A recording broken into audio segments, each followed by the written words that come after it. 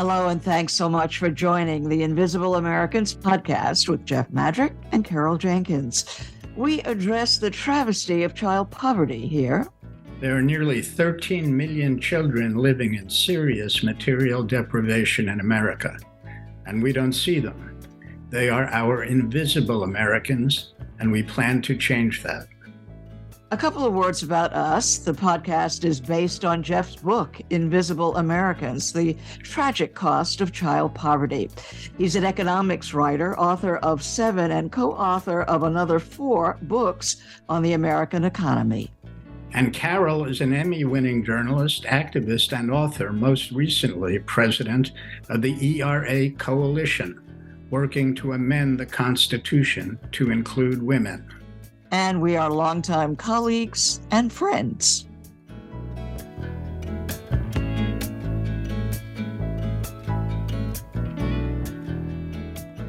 Thank you so much for joining this episode of the Invisible Americans podcast.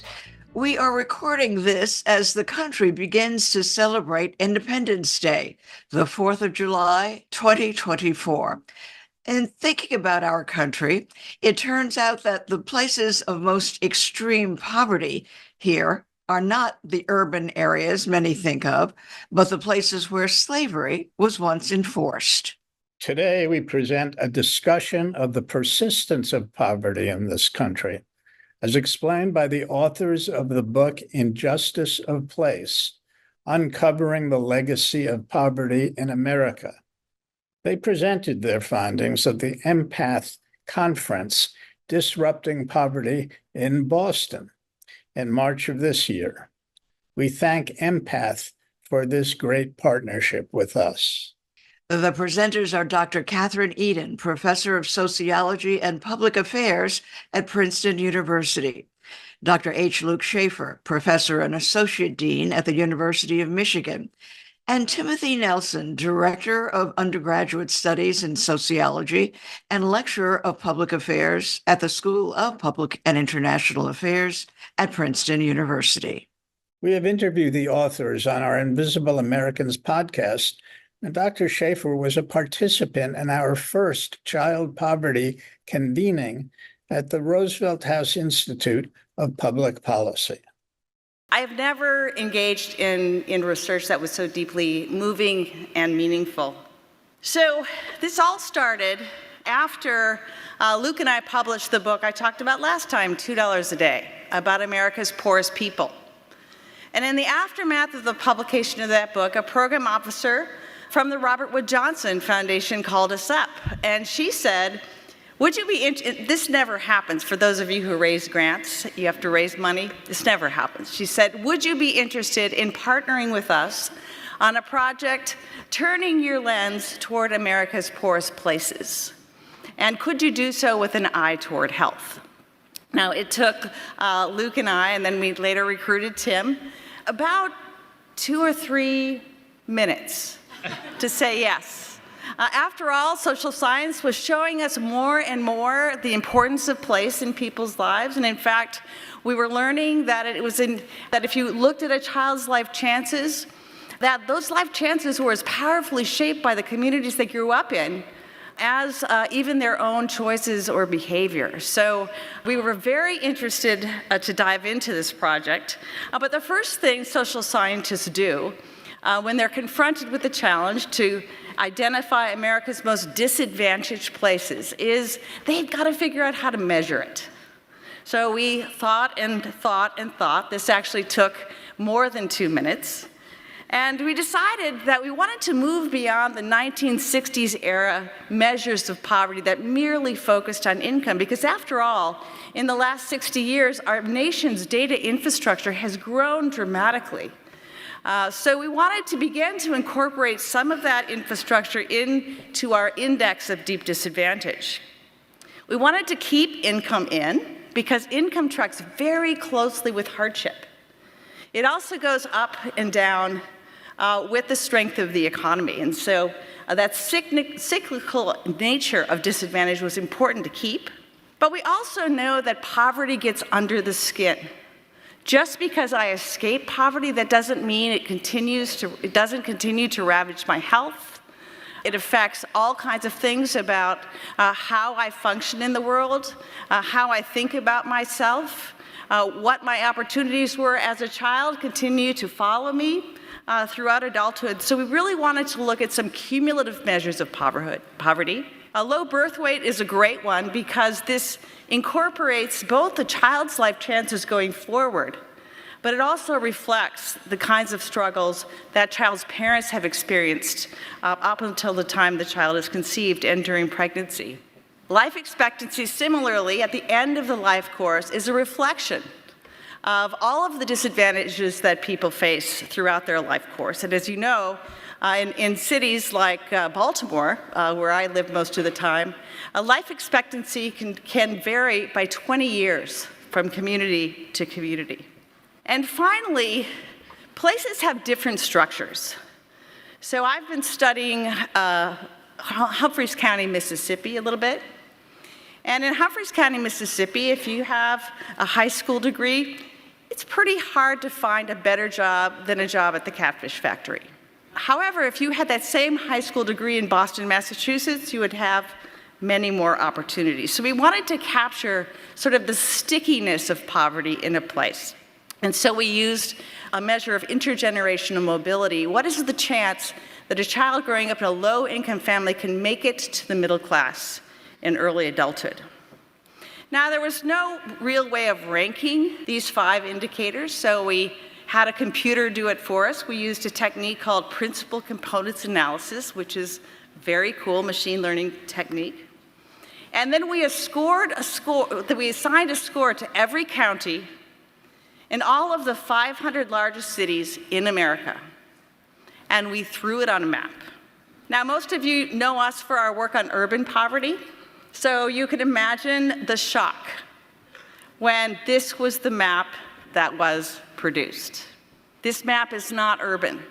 There are only a few urban places in the 100 most disadvantaged places in the nation. These are overwhelmingly rural places. You'll also notice that there's a very strong geographic concentration of the deepest disadvantaged in our nation. Leading the list is the vast historic Cotton Belt in the United States, really stretching from the coastal Carolinas all the way through to Arkansas and Louisiana, and also the Tobacco Belt, which is really just above, stretching from Virginia through North Carolina and into the eastern tip of South Carolina. Central Appalachia, I heard I have some folks from West Virginia here, is that true? Okay, so this incorporates eastern Kentucky and western West Virginia and a little bit of western Virginia as well. And a place we don't talk about very much, but that has some of the highest poverty rates in the United States, South Texas. You will also notice Native nations are among the most disadvantaged places in the country. They are not as clustered for historical reason. We were not able to incorporate Native nations into this book, so that is a chapter that remains unwritten, an important chapter in some ways that underpins all of the stories we tell in this book. So then we had to decide what to do next. We knew where these places were. What do we do now? So 2 of us are ethnographers, we're storytellers, we go out and talk to people, and one loves data. So, we had Luke outnumbered, and we said, we need to do some ethnography. So we talked a team of graduate students into moving in to representative communities in these places for many months, sometimes even years, with us making frequent trips back and forth repeatedly to meet with people and to get a sense of what they were learning. They attended community potlucks, went on a squirrel hunt, competed in a Dolly Parton singing contest, went to lots of churches, church suppers, always found a way to volunteer in the community in order to give back, often with the local nonprofit. And we began to build the story of what was going on in these places. This is our research team. And during the first summer, right before the pandemic, when we were all living in these places, we'd hear from Emily and Liv, who were in eastern Kentucky. Did you know that this little community, Clay County, was once the epicenter of salt production for the eastern seaboard of the United States, known as the salt capital of the world. And then Jasmine and Meg, who were in coastal South Carolina, would say, did you know that the town of Mullins, which is the largest town in the community, do we have a Mullins resident here? All right. Was once one of the tobacco capitals of the United States, producing that coveted bright leaf strain that popularized the modern cigarette? And then Ryan from Mississippi would say, did you know that LaFleur County, Mississippi was the place where the antebellum production of cotton was most faithfully reproduced after the Civil War, calling itself the cotton capital of the world? And then, of course, our folks in South Texas, Maricruz, Karen, and Christine, would say, there's a huge statue of Popeye in downtown Crystal City. It turns out that Crystal City is the spinach capital of the world, at one time producing 80% of the nation's spinach, and most of its Bermuda onions. And so this is when we began to get suspicious. We had thought that maybe these places were all very different from one another, but these stories were beginning to sound awfully the same. And just about then, Ryan, one of our researchers, sent us this map. So the map you see on my left, I don't know, the older map, I don't know whether it's your left or right, is a map of the percentage of the population that was enslaved in 1860. And the map on the right, on my right, is our map. And I don't want you to get too hung up on this map, because Appalachia and South Texas began to play into this story as well later on. But the very gradations of the counties in 1860 are the same as we saw in early 2020. All right, good afternoon. So it's my part of this to tell you, as the pandemic happened while we were in the middle of this process, and so we'd already learned some things from the ethnography from some of the researchers, and intriguingly about the economic domination of these regions by particular industries, the spinach capital of the world, et cetera. So I was sort of designated the team historian during this time to kind of do a really deep dive into the history of each of these places. And really with the question, on the surface, these regions look pretty different. Is there something that binds them all together, that they produced this current level of deep disadvantage? And so it turns out that in each of these 5 regions, there is a turning point in their history. There's a sort of a tipping point where an industry comes in and basically takes over everything in that region. So first of all, in cotton, right? So you may have heard of Eli Whitney and the cotton gin being invented right outside of Savannah, Georgia in the late 18th century. And immediately cotton starts taking over not only that region, but sweeping westward during this early part of the 19th century, and taking cotton and slavery with it as it goes. In Appalachia, there's a guy named Jedediah Hotchkiss who comes and discovers a seam of coal in western West Virginia that's more massive than anyone had ever seen in the New World before. And although it isn't developed right away, that begins the exploitation of coal in the Appalachian region. In South Texas, there's a guy named T.C. Nye who, around the turn of the 20th century, discovers that he can grow Bermuda onions in the Winter Garden region, which is sort of southwest of San Antonio, and yield far more per acre than cotton would ever yield. So that whole region immediately becomes transformed into an irrigated agriculture section. And then in South Carolina, there's somebody who starts experimenting with tobacco, and the people in the old growth region of North Carolina were like, no, tobacco is never going to grow that far south.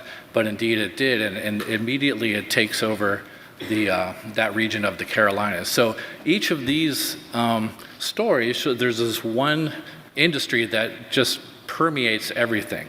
This is actually a picture from Greenwood, Mississippi in the 1920s. I know it looks older than that, but cotton is still predominant then. But along with these industries, what immediately becomes apparent to the people running these industries is they need abundant and cheap and reliable sources of labor to work in these industries. So in Appalachia, you have subsistence farming that all of a sudden is giving way first to timber and then coal, and also importing sort of discouraged sharecroppers from the upper South.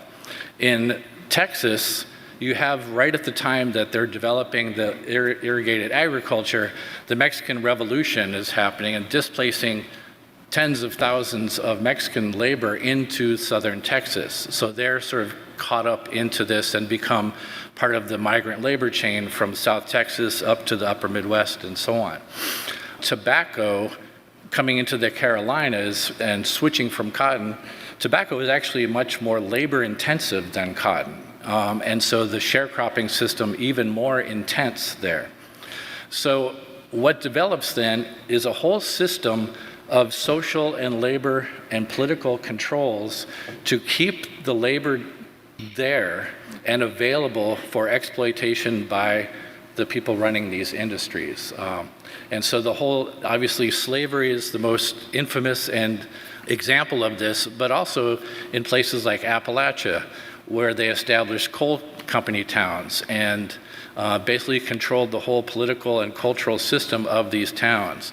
In South Texas, you had labor controls, you had things like the white primary, where only whites could vote in the Democratic primary, thus sort of shutting anyone else out of the political process. So all of these systems developed and still sort of carried with it through the early part of the 20th century. So one thing that we wanted to do is well, I'll get to that in a second here. But we noticed that a lot of the areas that we were looking at were not the first time that they had come on the nation's radar in terms of poverty. So in fact, Lyndon Johnson, who you see here sitting on the porch of an unemployed miner in Inez, Kentucky, is announcing the war on poverty. And he goes to Kentucky to do this. We actually found this house when we were out in our field work. It still exists, it's still there. And Lyndon Johnson himself is interesting because he's from Texas, and when he was out of work, in school and out of money, he took a year off to teach in what they called a Mexican school in Texas. It was actually just Spanish language school. And he was so deeply moved by the poverty he saw there in Cotulla, Texas, that it carried with him when he was able to, following Kennedy's death, institute the war on poverty. So these places got started a long time ago. A lot of the conditions that we noted historically had changed quite a bit over the course of the 20th century, particularly in the post-World War II era, with mechanization, with mass migrations out of the area and so on.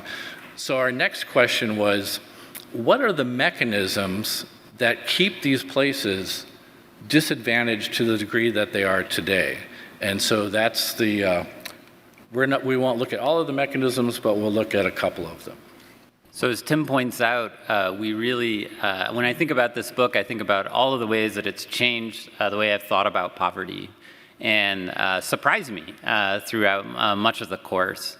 And one of the ways is in the importance of history. So I think as social scientists, as researchers, as scholars, we all give nods to history, and I think many of us do that in our work in the social services. But then we proceed in ways that understand our programs as basically ahistorical, that they popped up out of nowhere. But through the course of this work, we realize how incredibly important it is to understand in anything that we're dealing with the historical reasons of why things are as they are. If we think of one of the predominant ways that we understand poverty as being the consequence of individualized decisions of people, it's hard to juxtapose that to the two maps that we showed you, and the fact that if we took just a few characteristics of communities from over 100 years ago, we could predict with incredible precision the poverty rates, the life expectancy, the social mobility rates experienced there today. So in all of our work, I think understanding how deeply history impacts where jobs are available, what transportation looks like, what communities, how communities are designed, is critical for really trying to figure out how we're going to tackle any of our challenges anywhere. As Kathy mentioned, I came into our work together in $2 a day as sort of the data nerd guy. And I love charts and spreadsheets. They make me feel really warm and cuddly inside. I would cuddle up data at night, but my wife says no data comes to bed. You have to leave it. But I also have really come to understand through this work and through $2 a day the incredible importance of being directly connected with what you're thinking about and what you're grappling with. And in my own case, I started out as a caseworker. That's how I got into this work, is seeing families every single month coming to me with threatened with utility shut off or eviction or not having enough food, and thinking, you know what, there must be some sort of structural things we could do that would not make it so that I could predict again that somebody's not going to be making it every single month. So I had done that work, but I quickly got into my work as an academic using large-scale data, and I think that I think that's been important work, right? We need the large-scale data, but you very quickly get disconnected.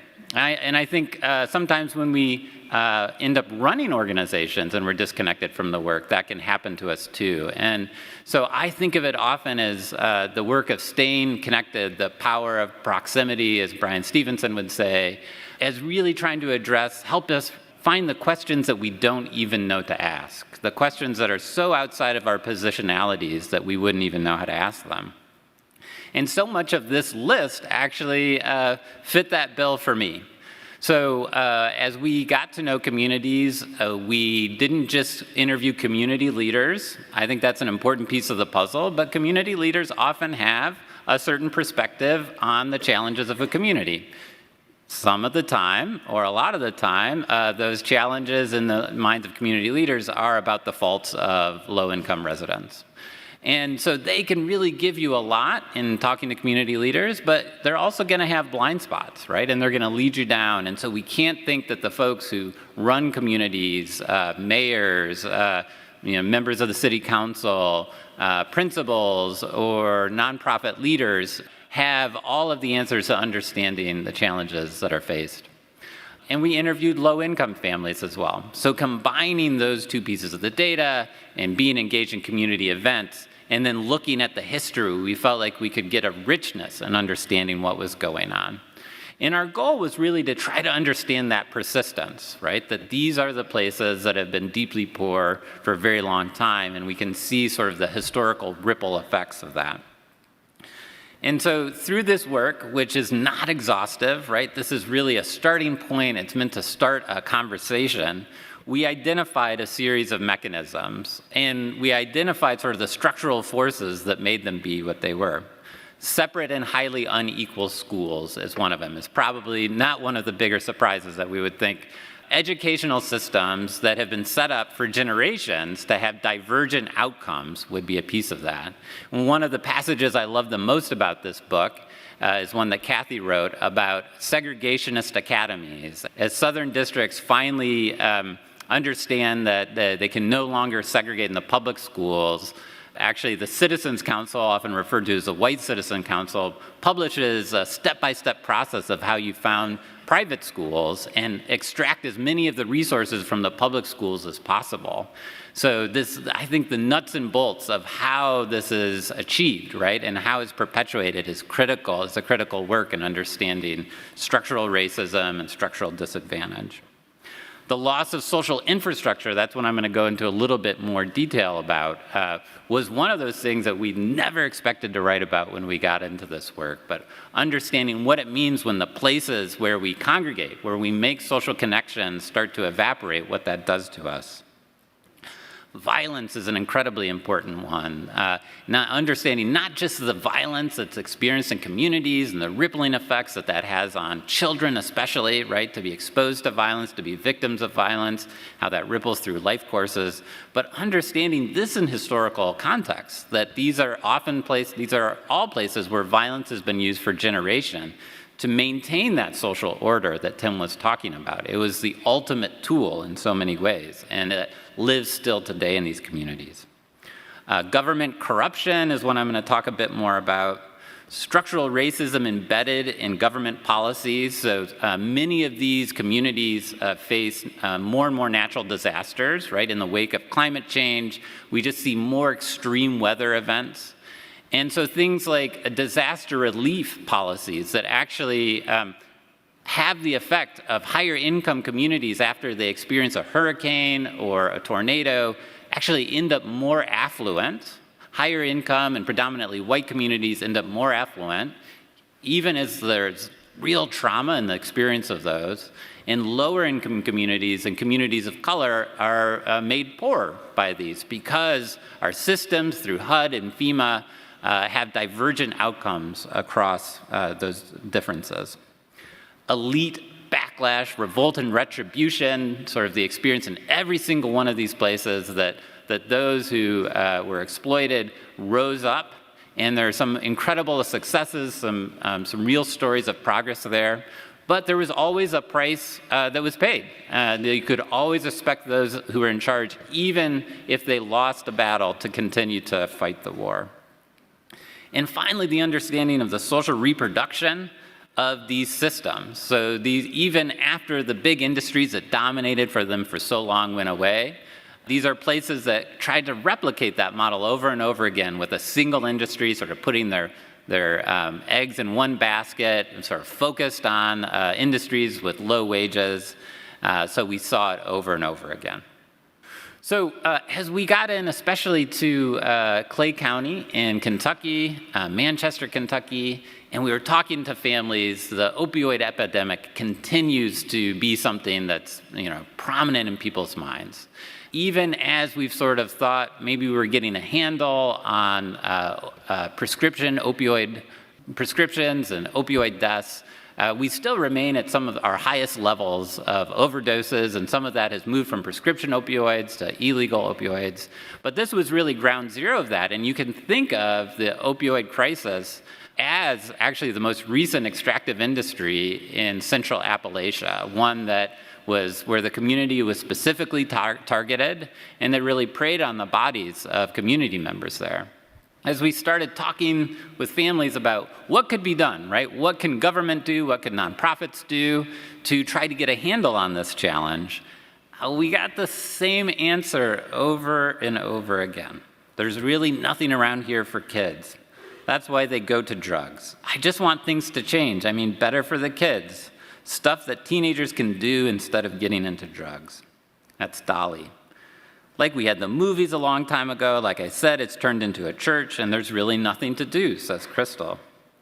Down here, they just want to build roads and drugstores. This tiny town had 13 different pharmacies.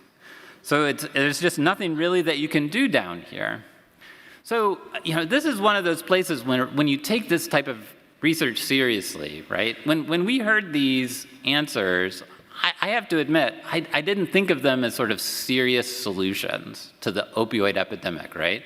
Could it be that one important strategy for dealing with the opioid epidemic is to have local movie theaters or bowling alleys or splash parks or arcades? But as you get into the research, there is so much reason to think that this is true. There are research papers that show the decline in civic organizations and communities as follows by increases in opioid deaths. In our own work, we actually found things like barbershops and beauty parlors and arcades. Arcades are actually really good spaces of what we call social infrastructure. So you've all probably heard about social capital, right? These are the connections we have one another and how that can help us with coping with any challenges we have, but it can also be bridging social capital of helping us find jobs, right, or find opportunities or learn things and be successful in life. Social infrastructure is kind of like the places where that can happen, and we can make those connections. It's like the playing field. So if some of you remember Bob Putnam's book many years ago, Bowling Alone, the argument we're making is that people aren't just bowling alone anymore. There's no bowling alley at all. And actually, there has been a massive decline in the number of local bowling alleys all across the United States. How can this impact us, right? Well, it turns out, right, those social connections, those connecting with other people, they fire in our brains in lots of the ways, same ways that drugs do, right? Drugs are actually kind of a substitute to this. So as these places decline, we take away the movie theater that we all go together, and what it's replaced with? A lot of time it's replaced with streaming of content in our homes, on our couches, by ourselves, that nobody else is watching. So we asked Angus Deaton, he wrote this, he and Ann Case wrote a book called Deaths of Despair, what he thought about this, and he said, I think it might not just be one of the things, I think it might be the thing. And he pointed us to a couple of pieces of research. So one is my favorite. It's about laboratory rats. So I'm going to compare people to lab rats. So forgive me for that, although we've all probably done it at some point, right? So it turns out if a lab rat, a cute little lab rat's in a cage by himself and there's nothing in the cage to do, if you expose the lab rat to drugs, he will almost always use the drugs. He will often overdose and will many times die. But if the cute little lab rat has cute little lab rat friends and cool stuff in the cage to do, he will only use the drugs recreationally, will almost never overdose, in not a single instance will the lab rat die, right? So those social connections, like the things, right, the substitute is critical. Another example is Vietnam, U.S. military members in the Vietnam War. So it turns out, historically speaking, that U.S. Military stationed in Vietnam, when they weren't out on missions, used drugs in mass quantities. And Richard Nixon was pretty upset about this. So he commissioned a really rigorous study. And they asked military members, why are you using drugs in mass quantities? And you know what they said? There's nothing else to do. And that drugs were cheap. But mostly there's nothing else to do. But the most fascinating thing is that they followed these folks back. They followed a huge sample back to the United States. And they found that when people came back to their families and well-structured lives, they stopped the drug use in ways that don't fit with any of our models of addiction. People who use these drugs in incredible amounts, once they were put back into lives with structure and social support networks, that it evaporated in ways that we really don't think should be possible. So we wrote in an op-ed and write in the book, maybe building social infrastructure is a big part of what we can be doing. Maybe finding those places that people can come together across difference and just make those social connections, have cheap fun, is one of the ways that we can combat our opioid and our drug overdose challenges, and more broadly, our challenges with loneliness. All right, government corruption. This is another one of those things that I never expected to write about going in, but it turns out that every single case, every single field site had a recent example of significant government corruption. None more prominent than the Mississippi welfare scandal that involved Super Bowl champion quarterback Brett Favre. So this was I think the last tally we saw was more than $80 million in federal block grant dollars given to the state of Mississippi through a program called Temporary Assistance for Needy Families. All right, I'm guessing most people in this room know about TANF, right? All the flex, we thought it was a work-first welfare program. It turns out it was just a slush fund. And most states use it to balance their budgets. And Mississippi went fully over the line in that, right? And we're using it to do things like pay for schools that didn't exist, or pay for community events that never happened. And in the case of Brett Favre, $1.1 million for speeches that never happened. And so, Brett still says he didn't do anything wrong, although he's paid back most of the money. And he did have these text messages that got out that said things like, "Can anyone ever find out where this money came from?" Which is usually a sign that you probably know you're doing something that you shouldn't do.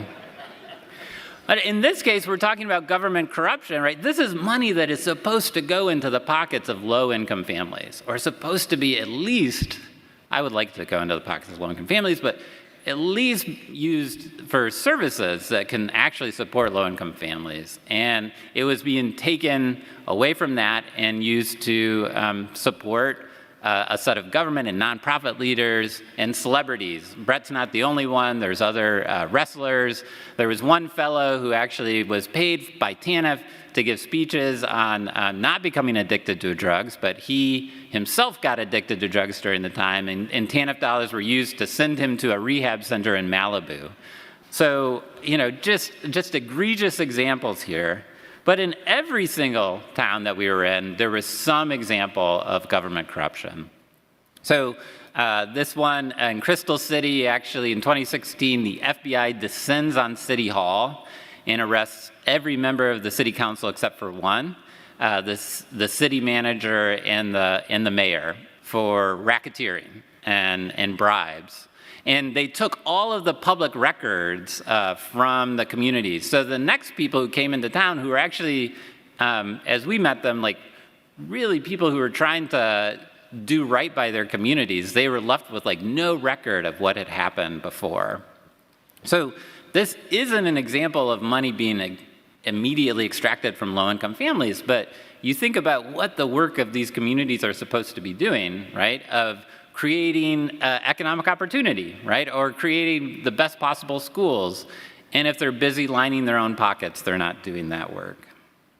And then in Clay County, Kentucky, we have just, this is where that historical sort of lens is really important, because we see across all of these field sites that these are not sort of instances of bad actors, right? But they're in many ways just replicating the way government has been done in these places, usually by the haves, for decades or centuries. Folks in league with drug dealers, folks buying votes to be put back in place, racketeering, all of that. So this has the impact of making it so government is not effective in addressing the needs of community members, and it also causes communities to lose faith in government, to think that there's nothing that they're not capable of helping me, and they're not actually interested. And that becomes a big barrier as we got to know folks across every community and would ask that question, like, what could government do differently? The confidence that anything could be done or that anyone was capable of doing something was extremely low. And despite all of that, in every single one of these communities, there were leaders who we call hometown heroes, who were doing incredible work, right? Doing right by their communities. That is another thing that we see consistently across every single community we're in. People who are just volunteering to keep the food bank going. I met one young woman who would wake up at like 4 a.m. to get to the food bank and get the best food for her community and bring it back every Saturday morning after working a full work week. In this case, Pastor Ken is one of those examples in Manchester. He and a group of pastors start to get together and say, drugs are ravaging our community, our children are dying, and we want to do something about it. And they led this incredible march of thousands and thousands of people, the largest single gathering of people in Manchester County in history, coming together and saying, we're not going to take it anymore, and we want change. And so the work of dealing with corruption is trying to figure out, how do we equip those who want to do right by their communities, who are often on their own, right? They have no resources, not a lot to help someone who wants to be the mayor of a small town and do right by the community to do that, and also guard against those who have other intentions. So we think about sort of the history, all of these mechanisms, but they also all have a present today. So we look at the rise of all-purpose vouchers, right? There's actually good evidence that very targeted vouchers can be positive for some communities, and that's something that we should continue to explore. but the current rise of just cashing in public school foundation levels for vouchers for anyone, in many ways, you hear a lot of the same language and a lot of the same themes as the segregationist academies that I told you about.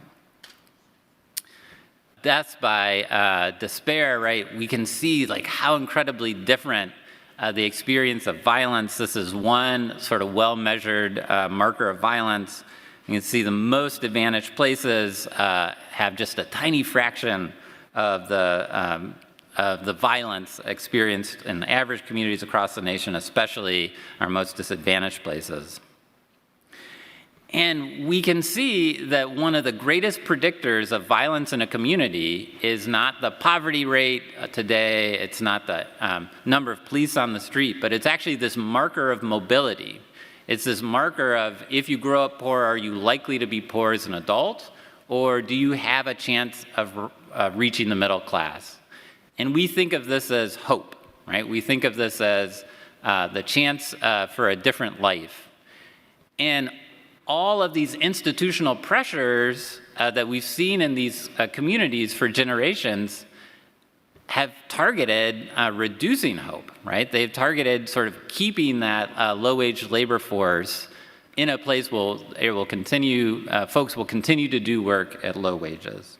Of course, one of the mechanisms through which the revolt and retribution happens is through taking away resources. And we see echoes of that today in announcements that there's going to be more than a dozen states that are going to refuse a pretty critical form of food aid over the coming months that goes to school children.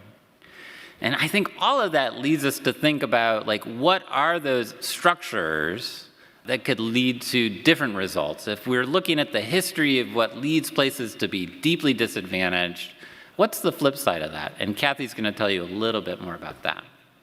Early on in this project, as soon as Princeton University allowed us to get in the car again, Tim and I, we're a married couple, so it's okay, got in the car and drove to 175 of the most disadvantaged places in the United States, a massive 14-state road trip, and learned so much that really complemented this work. But a couple of years later, we said, we should really visit the most advantaged places as well. And I've circled the most advantaged places here. I grew up right in the middle of that circle, so I cannot take credit for whatever success I've had. I've been, my wings have been lifted by place. And it was so fascinating going on this road trip with the most disadvantaged places. I remember the Cotton Belt, about a mile out of town, you begin to see these massive houses, and you get downtown, and the whole downtown had just been crushed, except for one opulent store, still there to serve the tourists and the elite class who remained in these places.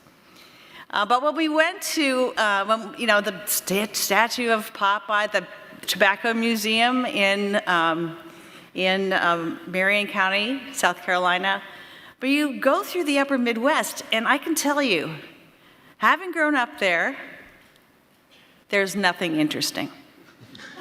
Nothing. It's so interesting.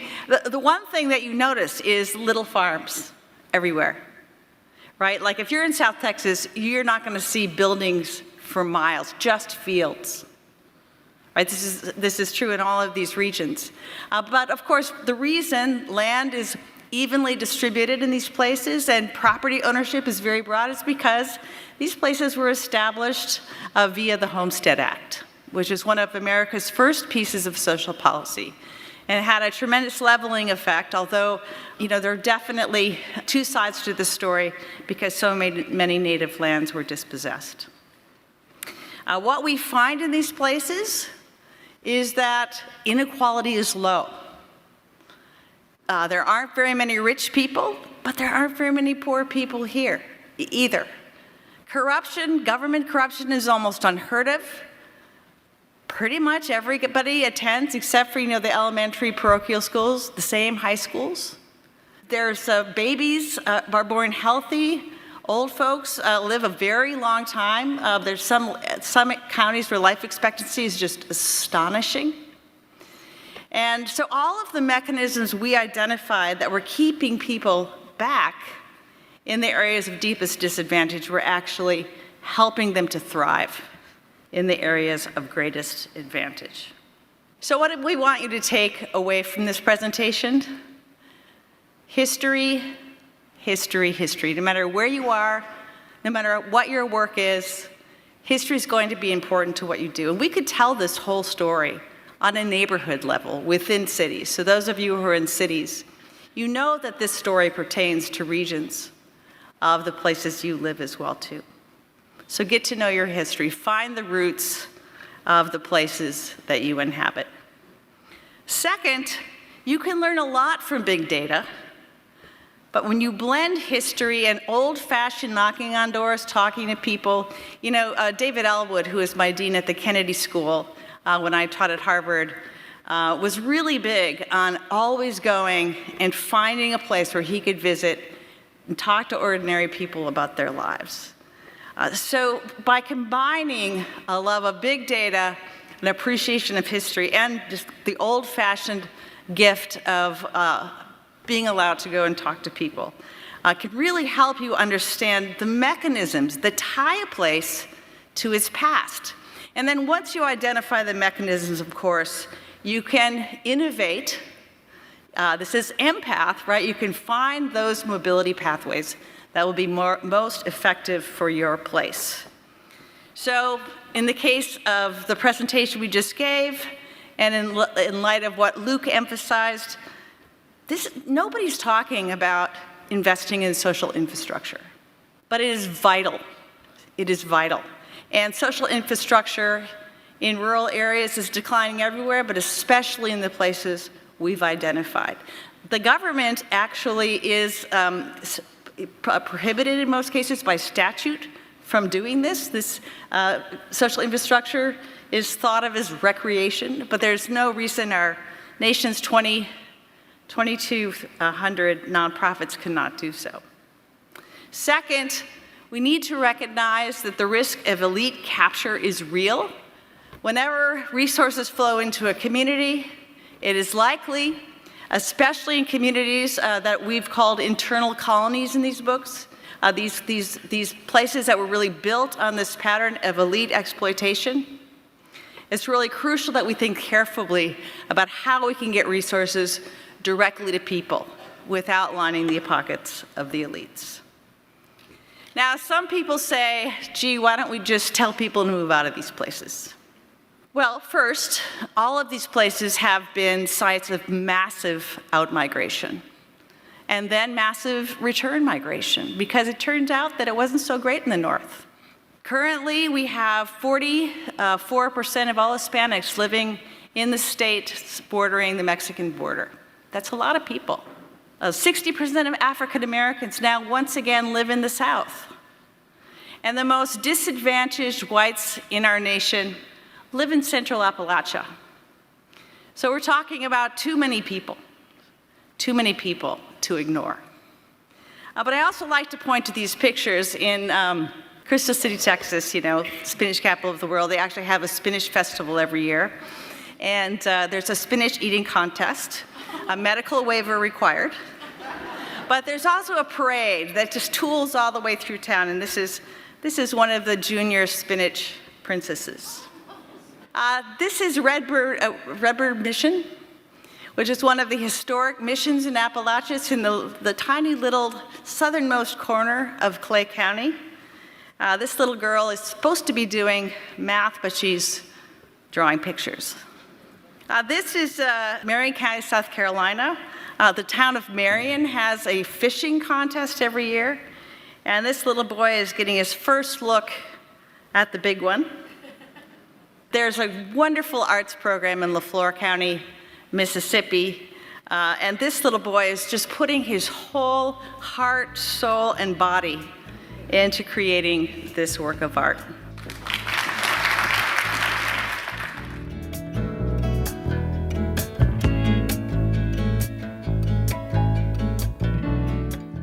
Thanks so much for joining us on the Invisible Americans podcast, available wherever you get your podcasts. But we urge you to visit our website for transcripts, show notes, research, and additional information about our guests and their work. That's www.theinvisibleamericans.com. Please follow us on social media and our new YouTube channel. And our blog posts are up on Medium as well as our website. That's www.theinvisibleamericans.com. Jeff and I will see you the next time.